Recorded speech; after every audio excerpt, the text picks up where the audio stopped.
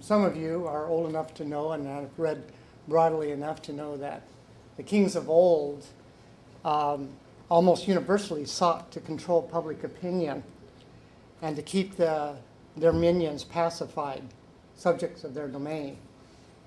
And as time went on, finally, as we know from history, that the yearnings for freedom and justice and constitutional democracies and the dream of democracy, government for, by, and of the people, eventually rose loud enough that here in Canada and the United States, we enshrined freedom of the media, freedom of the press in both of our constitutions.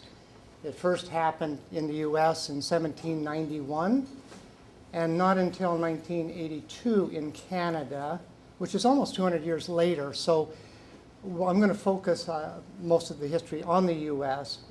The Canada has run a parallel path, but mostly dominated by developments in the US. We might start with a gentleman that gives us a good overview of the message of a free press. This is Chief Justice Hugo Black, and he wrote in a decision that encapsulated the mandate of a free press. And I'm going to quote from him.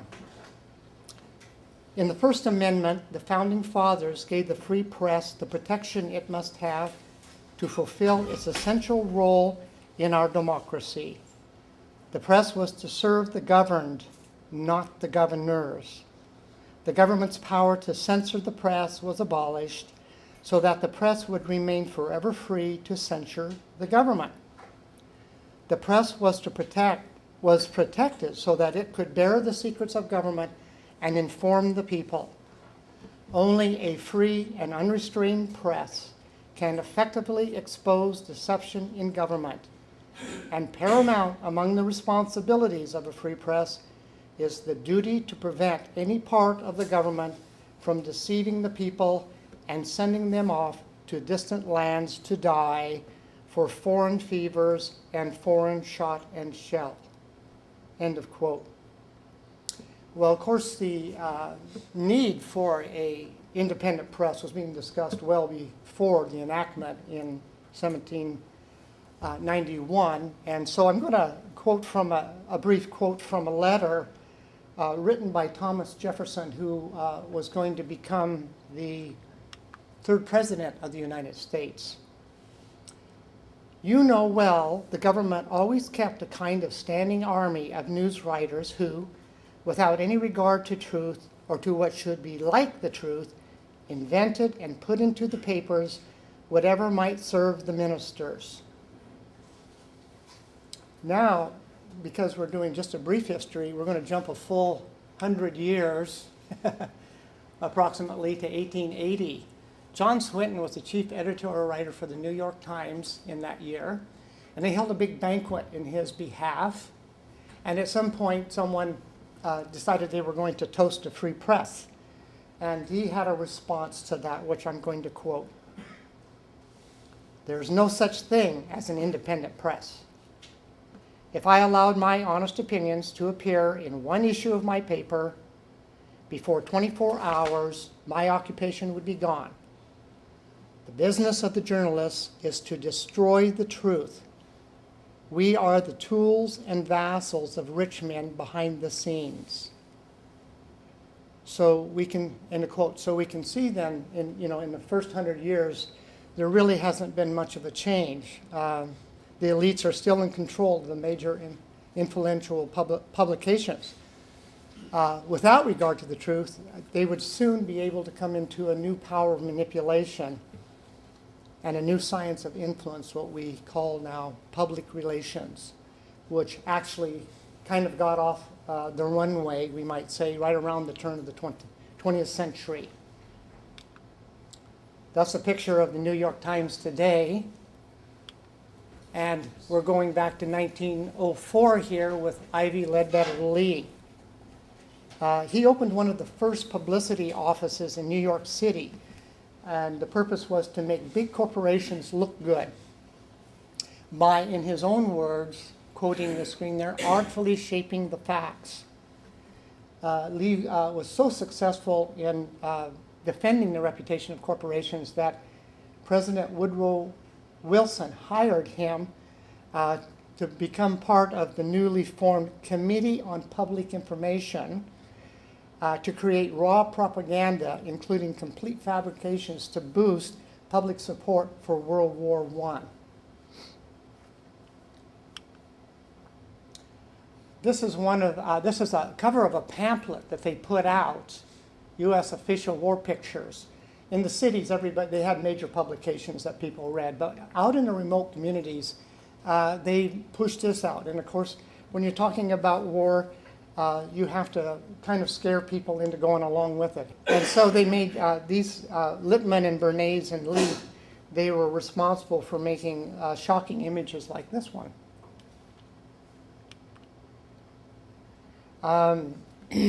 Now, we could do a whole evening on just the media and public relations, but we won't. We're kind of trying to do an overall, but they'll weave in back and forth here a bit because the military, you can't keep it out because it's so imbued into corporate media today.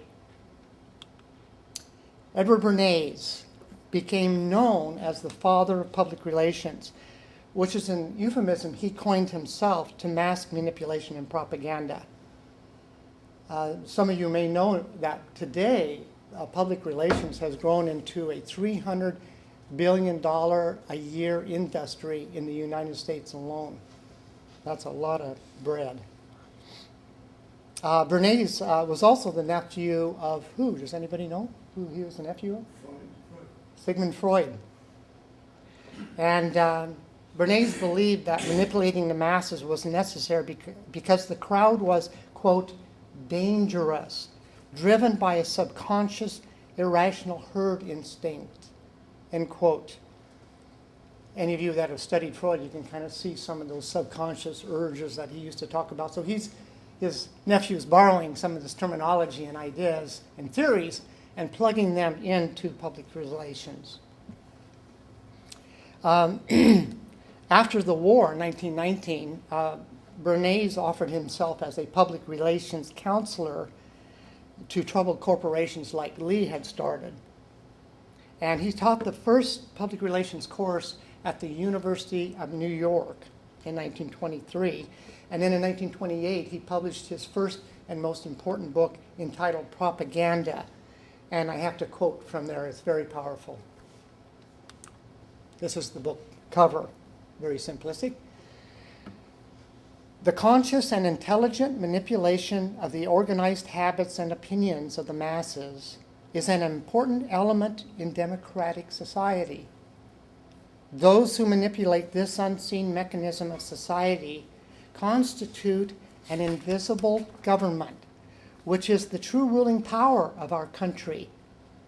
If we understand the mechanism and motives of the group mind, is it not possible to control and regiment the masses according to our will without their knowing about it? The recent practice of propaganda has proved that it is possible. End of quote. An avid student and friend of Bernays was this guy, Joseph Goebbels, Hitler's minister of propaganda. They spoke regularly with each other. Speaking in the same vein as Bernays, I quote, "If you tell a lie big enough and keep repeating it, people will eventually come to believe it. The lie can be maintained only for such time as the state can shield the people from the political, economic, and/or military consequences of the lie. It thus becomes vitally important for the state to use all of its powers to repress dissent. For the truth is the mortal enemy of the lie, and thus by extension, the truth is the greatest enemy of the state." End of quote. Walter Lippmann was twice awarded a Pulitzer Prize for his syndicated column in a newspaper called Today and Tomorrow. In 1947, he was the man that coined the term Cold War in an article that he wrote called The Cold War. And he also coined a term called stereotyping. He had observed that people make up their minds before they define the facts, which he said subjects them to partial truths.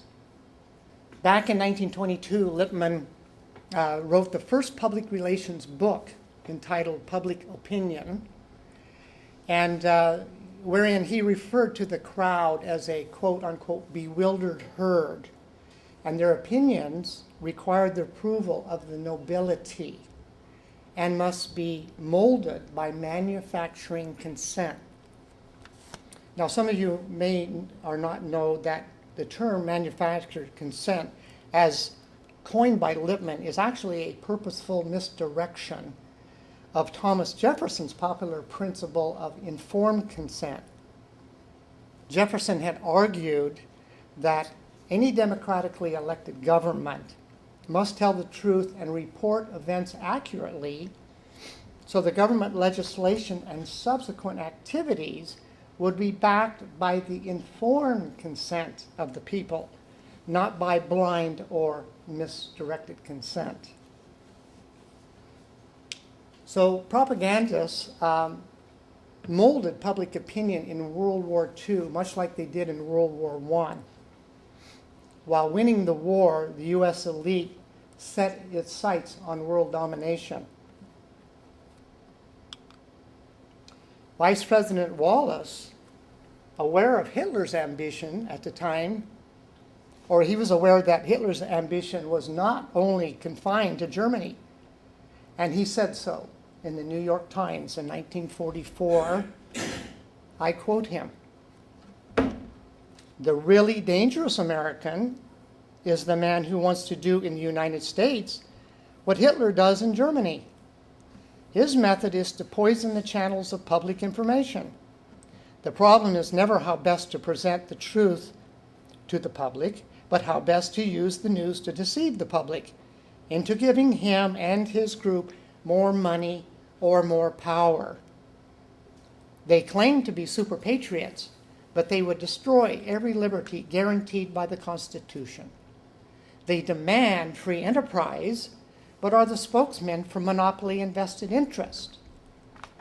Their final objective, toward which all their deceit is directed, is to capture political power so that, using the power of the state and the power of the market simultaneously, they may keep the common man in eternal subjugation."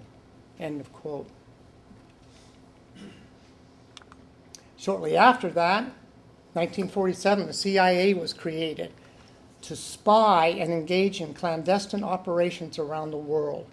Part of the plan was to,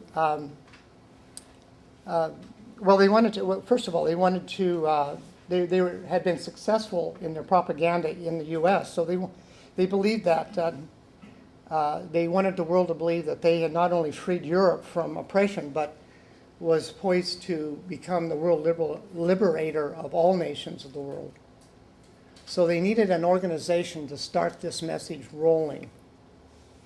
And this is it, Congress of Cultural Freedom. Has anyone ever heard of this group?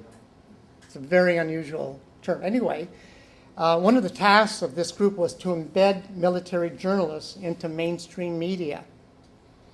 This is lead spokesman Sidney Hook here speaking at the opening session at the Titania Palace in West Berlin. Now you might say, well, why West Berlin? Why not do it in the U.S., since this is where all the energy for this is? Well, Berlin was the hub of the beginning of the Cold War. And Hitler had been defeated, and the U.S. occupied a great deal of Europe, and they wanted to stay there.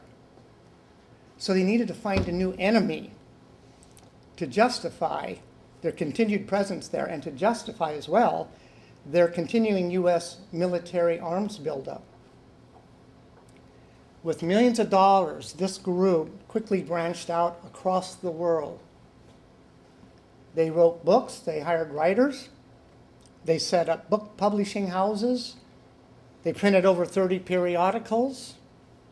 A London-based group called Forum World Features sold stories to some 140 newspapers around the world, including about 30 in the US.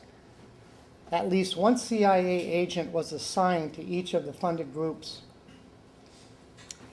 These embedded agents were instructed to not support every aspect of elite policy in order to maintain the illusion of balanced media coverage. This group here came to be the world's largest news organization with the amount of money they had. They bought their way into literally every corner of the planet.